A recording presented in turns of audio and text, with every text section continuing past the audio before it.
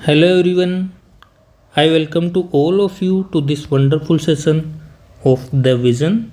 IFFCO AGT mains के लिए जो हमने मॉक प्रैक्टिस सेशंस डिज़ाइन किए थे, आज उसका तीसरा लेक्चर होने वाला है। उम्मीद करता हूँ कि आपने पिछले दोनों सेशंस लगाए होंगे। आपका जो भी प्यार भरा फीडबैक रहा उससे समझ आ रहा है कि सेशंस आपको अच्छे लग रहे हैं। क्वेश्चंस का लेवल एग्ज़ाम के लेवल के इर्द गिर्द रखा गया है।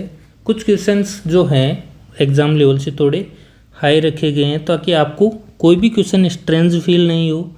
एग्ज़ाम की ओरिएंटेशन के हिसाब से आपको हर टाइप का क्वेश्चंस देखने को मिलेगा। लेकिन जो आज का मॉक टेस्ट है वो एग्जैक्टली एग्ज़ाम पैटर्न पर है, ये 100% दावे के साथ कहा जा सकता है। इसके लिए सरप्राइजिंग फैक्टर है जो आपको लास्ट में बता दिया जाएगा। शुरू करते हैं आज के सेशन को। ये हमारा टेलीग्राम चैनल है, अगर ज्वाइन करना चाहिए तो यहाँ पे कर सकते हैं आप। पहला क्वेश्चन है, which term refers to the ability of a plant variety to suppress multiplication और development of a pathogen to a degree that is less than normal for that specific pathogen और सिमिलर वन। इतना बड़ा question देख के लगता है कि बहुत ही डिफ़िकल्ट क्वेश्चन होगा, पता ही नहीं क्या ही पूछ लिया होगा, लेकिन बहुत ही सिंपल सी बातें पूछ रहा है।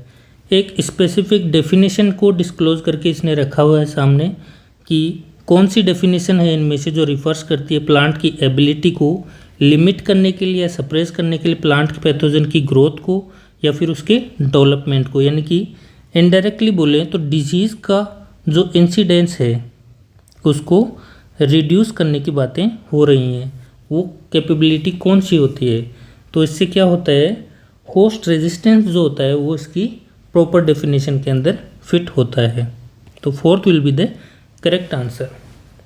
Next question, which breeding method involves selecting and mating individual with the best combination of traits from the entire population often used in tree breeding. यानी कि वह कौन सा मेथड है जिसमें इंडिविजुअल्स को चूज़ किया जाता है उनके डिज़ायरेबल ट्रेट के हिसाब से पॉपुलेशन के अंदर, फिर ब्रीडिंग करवाई जाती है। कॉमनली ट्री ब्रीडिंग के अंदर इनको यूज़ किया जाता है। ट्रेट कौन से इंप्रूव करने होते हैं, जैसे कि ग्रोथ को इम्प्रूव करना हो या फिर यील्ड को इम्प्रूव करना हो। तो ये डेफिनेशन होती है मास सिलेक्शन की। तो इसका आंसर क्या हो जाएगा, मास सिलेक्शन। अगला क्वेश्चन है आपका, in agriculture what does the term elasticity of demand measures. जो इलास्टिसिटी ऑफ डिमांड है वो किसको मेजर करता है, इसके बारे में पूछा गया है। The responsiveness of quantity demanded to the price change, price at which demand become perfectly inelastic, total revenue generated by a product और इनकम इलास्टिसिटी ऑफ सप्लाई। तो जो इलास्टिसिटी ऑफ डिमांड होता है वो मेजर क्या करता है कि किस तरह से जो डिमांड होती है किसी भी प्रोडक्ट की वो कितनी सेंसिटिव है किसी भी मतलब चेंजेस के प्रति। यानी कि एक क्वांटिटी के अंदर कितनी डिमांड होने पर कितनी सप्लाई के अंदर चेंजेस आ पा रहा है, या प्रोडक्ट की डिमांड को उसके प्राइस के हिसाब से किस हिसाब से कंपेयर किया जा सकता है। तो इसमें आपका पहला ऑप्शन है वो एकदम करेक्ट रहेगा, the responsiveness of quantity demanded to price change. यानी कि अगर डिमांड ज़्यादा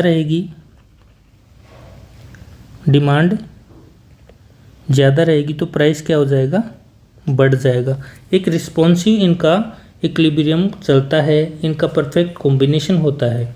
अगला क्वेश्चन है, which irrigation method involves the use of pipes and tubes to deliver water directly to the base of plant. यानी कि ये प्लांट की रूट्स हैं उनके अंदर डायरेक्टली वाटर को अप्लाई किया जाता है पाइप्स और ट्यूब्स के द्वारा। तो कौन सा मेथड होता है, ड्रिप इरिगेशन के अंदर ऐसा किया जाता है।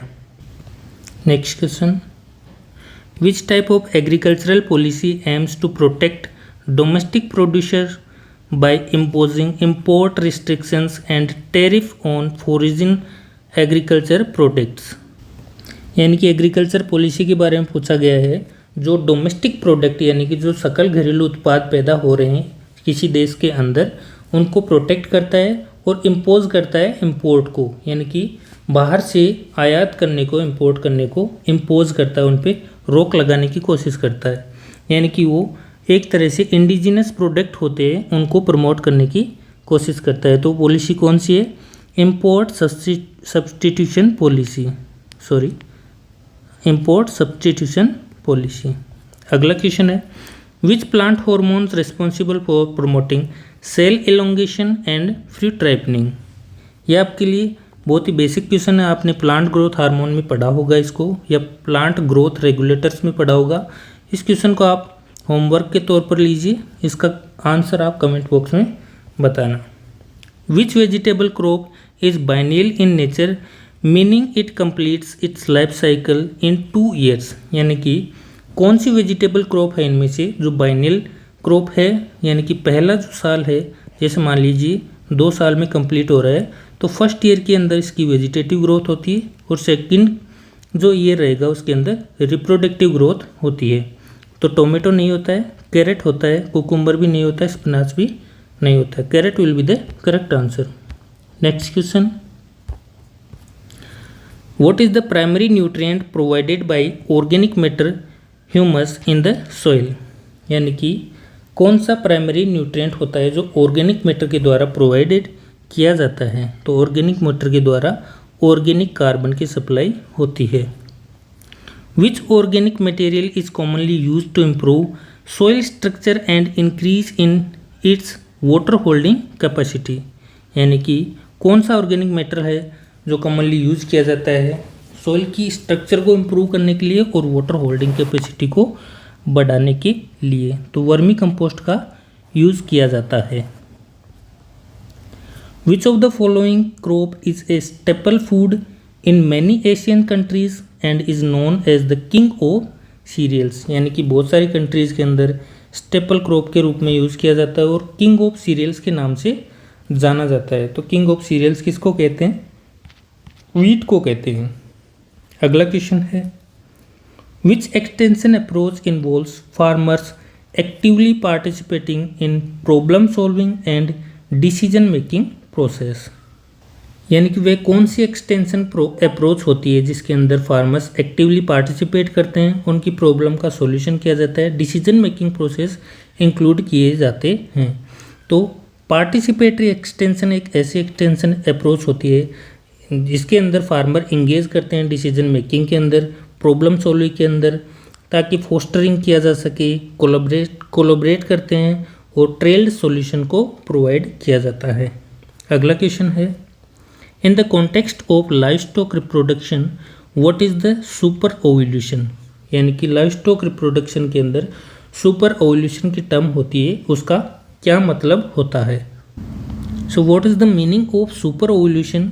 You can understand by the simple words, in the simple words like super ovulation use hormones to stimulate the release of multiple eggs। यानी कि किसी एक स्पीसीज के द्वारा हार्मोनल चेंजेस करके बहुत सारे एग्स का प्रोडक्शन करवाना, ये क्या होता है? सुपर ओव्यूलेशन होता है, जो कि ईस्ट्रस साइकिल के अंदर जनरली यूज किया जाता है। ऑप्शंस देखिए, the natural ability of certain breeds to produce multiple offspring in a single birth, a hormonal treatment to induce a cow to produce multiple eggs during stress cycle। तो ये आपके second answer आपका क्या हो जाएगा? Correct answer हो जाएगा। अगला क्वेश्चन है, which vegetable is known for its high vitamin C content and often used in salad. Salad के अंदर यूज किया जाता है और हाई विटामिन सी कंटेंट पाया जाता है, इसके बारे में पूछा गया है। तो कैबेज, कैरेट, लेट्यूस या टोमेटो। तो जो टोमेटो होती है वो इसका करेक्ट आंसर रहेगा यहाँ पे। अगला क्वेश्चन है, what is the primary purpose of crop rotation in agriculture. Agriculture के अंदर क्रॉप रोटेशन का प्राइमरी पर्पस क्या होता है? एनहांसिंग पेस्ट इन्फेस्टेशन, पेस्ट का इन्फेस्टेशन बढ़ा देना, गलत है। Enhancing paste infestation same option रह गया ये। तो इम्प्रूविंग सॉइल फर्टिलिटी, सॉइल की फर्टिलिटी को बढ़ाना, या फिर रिड्यूसिंग क्रॉप यील्ड, ये नेगेटिव ऑप्शन है। एक ही आंसर इसका बच रहा है। बाकी एक बार देख लीजिए कि जो क्रॉप रोटेशन होता है उससे क्या फ़ायदा होता है। जैसे मान लीजिए इस बार हमने कॉटन ग्रो किया, तो कॉटन ग्रो किया तो अगली क्रॉप हम क्या करेंगे? कॉटन नहीं लगाएंगे, यानी कि अब अगला सीजन जो आएगा उसमें दोबारा से कॉटन नहीं ग्रो करके दूसरा कोई क्रॉप ग्रो करेंगे। तो उससे क्या होगा, जैसे मान लीजिए कॉटन में लगने वाले पेस्ट हैं, अगर वो ऐसी क्रॉप लगा दें जैसे ओकरा लगा दिया, तो कॉटन के अंदर जो पेस्ट लगते हैं वो ओकरा के अंदर भी सर्वाइव करते हैं। तो क्या होगा, पेस्ट ख़त्म नहीं होगा, पेस्ट का साइकिल चलता रहेगा। तो फिर अगली बार जब फिर से कॉटन लगाएंगे तो क्या होगा, दोबारा कॉटन के अंदर वो डिजीज़ आने की पॉसिबिलिटी रहेगी। इसलिए क्या होता है, हम ऐसी क्रॉप को सिलेक्ट करते हैं जो प्रीवियस ईयर जो क्रॉप थी वो नेक्स्ट ईयर वाली क्रॉप के अंदर सर्वाइव वो पेस्ट नहीं कर पाएंगे। लेकिन यहाँ पर ऐसा कोई ऑप्शन दिया हुआ नहीं है, तो सॉइल फर्टिलिटी को इम्प्रूव करने के लिए भी यूज़ किया जाता है। कैसे किया जाता है, जैसे मान लीजिए आपने एक बार लगा दिया सीरियल क्रॉप, फिर अगली बार दोबारा से अगर सीरियल क्रॉप लगाएंगे तो उतनी प्रोडक्टिविटी नहीं आएगी, क्योंकि सीरियल्स जो होते हैं वो क्या होते हैं, न्यूट्रिएंट एग्जॉस्टिव क्रॉप होती हैं, न्यूट्रिएंट को सॉइल से नोच लेती हैं। तो अगली क्रॉप लगाएंगे हम लेग्यूम क्रॉप लगा देंगे, लेग्यूम या कोई पल्स क्रॉप लगा दिया जैसे मान लीजिए, तो ये क्या करेंगे, नाइट्रोजन का फिक्सेशन करेंगे नोड्यूल्स के माध्यम से, तो सॉइल के अंदर फर्टिलिटी वापस से इंक्रीज होगी। तो फिर अब दोबारा जब सीरियल्स लगाएंगे तो उनकी प्रोडक्टिविटी अच्छी आएगी। इसलिए सॉइल फर्टिलिटी भी यहाँ पर करेक्ट आंसर होगा। अगला क्वेश्चन है, what method of plant propagation involves the use of plant cuttings, यानी कि कौन सा प्लांट प्रोपोगेशन मेथड है जिसके अंदर कटिंग्स का यूज़ किया जाता है। तो ग्राफ्टिंग के अंदर कटिंग्स का यूज़ नहीं किया जाता है, लेयरिंग में नहीं करते हैं, बडिंग में नहीं करते हैं, वेजिटेटिव प्रोपोगेशन का एक मेथड होता है। अगला क्वेश्चन है, what is the primary function of mycorrhizal fungi in rhizosphere of plant. Rhizosphere क्या होता है, सबसे पहले जैसे मान लीजिए ये कोई क्रॉप है, ये इसकी रूट्स हैं, रूट्स जो रूट का एरिया होता है, रूट वाला जो रीजन होता है उसी को क्या कहते हैं, राइजोस्फीयर, राइजोस्फीयर कहते हैं। राइजोस्फीयर के अंदर माइकोराइजल फंजाई होता है, उसका क्या काम होता है, वो नाइट्रोजन का फिक्सेशन करवाता है, या तो सिम्बायोटिक रिलेशन बना के प्लांट की रूट्स के साथ सिम्बायोटिक रिलेशन बनाएगा और इन्हांस करेगा न्यूट्रिएंट के अपटेक को, जैसे कि फॉस्फोरस हो सकता है, नाइट्रोजन हो सकता है, इसके साथ ही वाटर के अपटेक को भी बढ़ाता है। तो इसका ऑप्शन क्या हो जाएगा, न्यूट्रिएंट अपटेक एनहांसमेंट।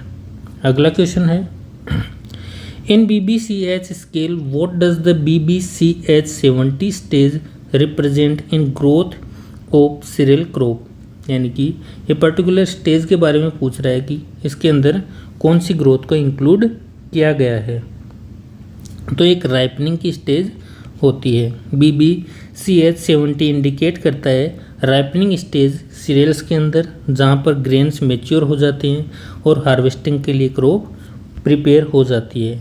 अगला क्वेश्चन है, in a dihybrid cross between 2 pea plants, जो जिनके जेनेटिक कॉम्बिनेशन दे रखे हैं, what is the probability of obtaining homozygous recessive offspring, यानी कि होमोजाइगस रिसेसिव प्लांट को रिसीव करने की, यानी कि प्राप्त करने की कितनी प्रोबेबिलिटी है, यहाँ पर इसके बारे में पूछा गया है। तो सबसे पहले दोनों पेरेंट जो भी हैं इनकी क्या करेंगे, अपन गेमीट बना लेंगे। तो TTR स्मॉल r दोनों सेम है तो गेमीट दोनों की सेम बन जाएंगे। तो पहले गेमीट देख लेते हैं। एक गेमीट क्या बन सकता है, ये और ये साथ में आ जाएं, कैपिटल T कैपिटल R, या फिर कैपिटल T स्मॉल r, या फिर स्मॉल t कैपिटल R और स्मॉल t और स्मॉल r। ये 4 तरह के गेमीट हमें देखने को मिल गए। तो हमने डाइहाइब्रिड जो क्रॉस पढ़ते हैं उसके अंदर चेकर बोर्ड बनाते हैं, हमने चेकर बोर्ड बनाते हैं, उसके अंदर 16 स्पीसीज अपन को गेन होती हैं, जिसमें सिर्फ और सिर्फ एक स्पीसीज ऐसी होती है जो टोटली होमोजाइगस रिसेसिव ऑफस्प्रिंग होती है। इसको आप कैलकुलेट करने के लिए आप ऐसा भी कर सकते हैं, एक चेकर बोर्ड बना सकते हैं।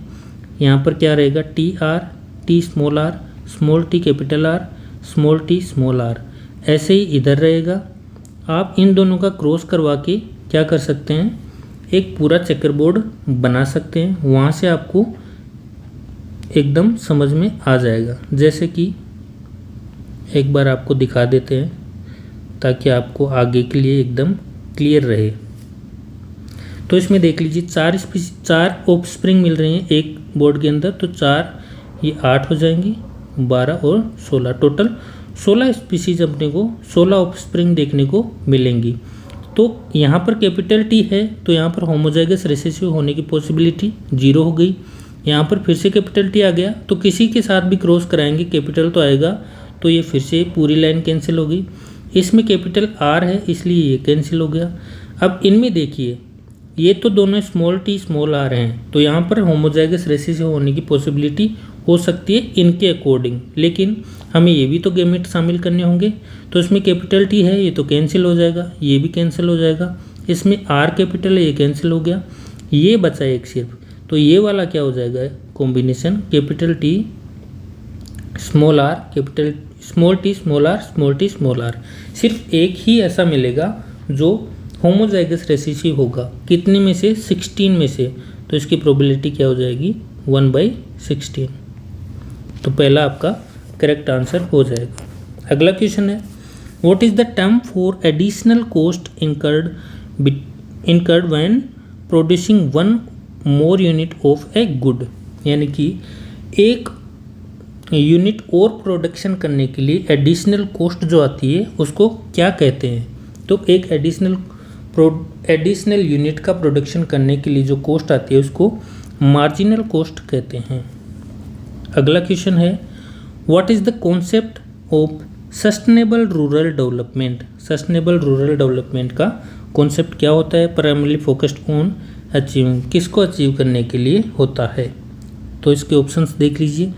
रैपिड अर्बनाइजेशन बिल्कुल नहीं, इंडस्ट्रियलाइजेशन ऑफ रूरल एरियाज नहीं, meeting the basic needs of present generation without compromising the needs of future generation, ये इसका करेक्ट आंसर होगा। सस्टेनेबल एग्रीकल्चर की यही एक डेफिनेशन होती है। अगला क्वेश्चन है in which growth phase of a crop do we typically observe the process of flowering and pollination. तो फ्लावरिंग एंड पोलिनेशन की इवेंट्स कौन सी फेज के अंदर होते हैं, रिप्रोडक्टिव फेज के अंदर। अगला क्वेश्चन है nano urea is often designed with a controlled release mechanism, what is the benefit of controlled release fertilizer. Controlled release fertilizer का क्या बेनिफिट होता है। कल भी हमने इसके बारे में एक क्वेश्चन किया था कि जो सल्फर कोटेड यूरिया होता है या नीम कोटेड यूरिया होता है वो इसी का एक एग्जांपल होता है, जिससे क्या होता है स्लो रिलीज होता है फर्टिलाइज़र का और सोइल को प्रॉपर टाइम मिल पाता है कि क्रॉप को प्रोवाइड कर पाए और क्रॉप को भी पूरा टाइम मिल पाता है उसको यूटिलाइज करने के लिए। अदरवाइज़ क्या हो जाएगा न्यूट्रिएंट्स की लीचिंग हो जाएगी। ऑप्शंस देख लीजिए। They release nutrients all at once, एक साथ न्यूट्रिएंट्स को रिलीज कर देते हैं, बिल्कुल नहीं। They reduce the need of frequent fertiliser application, ये कहना चाह रहा है कि अगर स्लो रिलीज फर्टिलाइज़र का यूज़ करेंगे तो फ्रिक्वेंटली यूज़ करते हैं अपन फर्टिलाइज़र का, यानी कि जैसे मान लीजिए 100 kg अपने को फर्टिलाइज़र यूज़ करना है तो उसको स्प्लिट डोज में डिवाइड करके बांटते हैं, जैसे कि 40 kg दे दिया 40 kg दे दिया 20 kg, ऐसे करके डिवाइड करके देना होता है। लेकिन स्लो रिलीज फर्टिलाइज़र दे देंगे तो वो ऑटोमेटिकली स्लो रिलीज़ करेगा, पहले कम करेगा फिर और कम, मतलब ऐसे धीरे धीरे रिलीज करेगा। तो ये वाली चीज़ करने से एस्केप कर सकते हैं हम, तो इसका सेकंड क्या हो जाएगा करेक्ट आंसर हो जाएगा, यानी कि फ्रीक्वेंट फर्टिलाइजर एप्लीकेशन की प्रॉब्लम्स को सॉल्व किया जा सकता है इससे। In soil science what is the term for process by which organic matter is transformed into inorganic substance such as carbon dioxide water and mineral. Simple सा शब्दों में बोलें तो ये सिंपल सी बात कर रहा है कि ऑर्गेनिक मैटर जो होता है उसको ब्रेक डाउन करके इनऑर्गेनिक मैटर के अंदर चेंज कर दिया जाता है। Inorganic matter